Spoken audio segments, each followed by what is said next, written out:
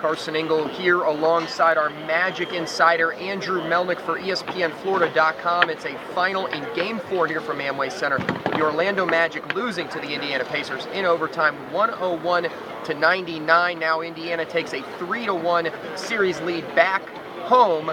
This was a game that when we started the fourth quarter, the Magic were down 19 at one point early there in the fourth, and we really thought, it was over. But you got to give them credit, at least clawing back in. J.J. Redick hits a three with about 38 seconds left to go in regulation, and they go into overtime.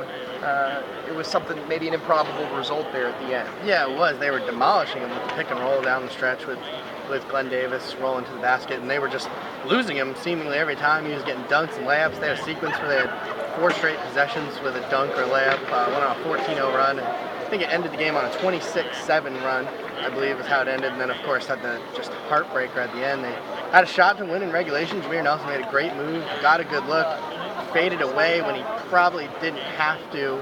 He didn't exactly say why. I'm assuming he figured the defender was going to be in his face when he turned around, and he wasn't. So unfortunately, he misses the shot. They go to overtime, and have a good overtime period, play well, and just can't get their last shot to fall.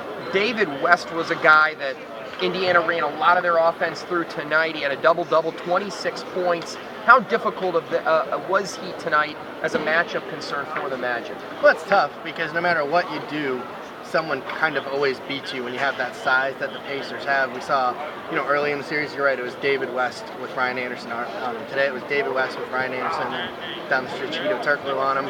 The other day, we saw David West kind of get taken out, have some trouble when Glenn Davis was on him, but then you want to put Glenn Davis on Roy Hibbert, and that's just what happens without Dwight Howard. This team just has no size, and the only real interior defender they have that can do a good job is Glenn Davis, and he can't guard both of those guys. One thing I think you can say about this Magic team is you continually are impressed by the way they continue to battle, and guys having great performances tonight, even though they had to scratch and claw and were under 40% shooting for most of the game. You had guys like Jason Richardson, Glenn Davis, Jameer Nelson really doing a good job of facilitating their offense late in games, and those three guys have picked up tremendous slack, even though they haven't been on the right end of many of these games in the first round. Yeah, and you're right. I think it's almost a change, too, because they didn't really use the three-pointer to get back in the game. JJ made the big one you're talking about.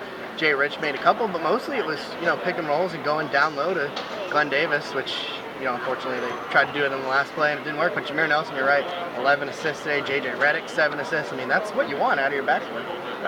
Many people around here saying, well, we'll see you back on Friday for Game 6, but Game 5 in Indianapolis Tuesday. I think if we're just looking at it from an impartial perspective, it's going to be hard for Orlando to bring it back here to home court, isn't it? Yeah, I'd like to be back here with you guys watching Game 6, but I really don't see it happening.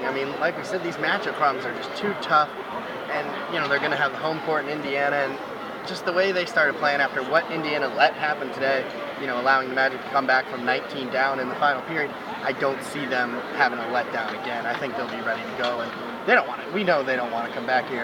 As much fun as they might have had at Disney and all the things they did this week. Well, Orlando's going to have to battle back now, down 3-1 in the series to the Indiana Pacers. He's Andrew Melnick. Check out all of his Magic work, notebooks, post-game video on ESPNFlorida.com. For Andrew, I'm Carson, and this is the final recap here at Game 4 of the final. Orlando 99, Indiana 101.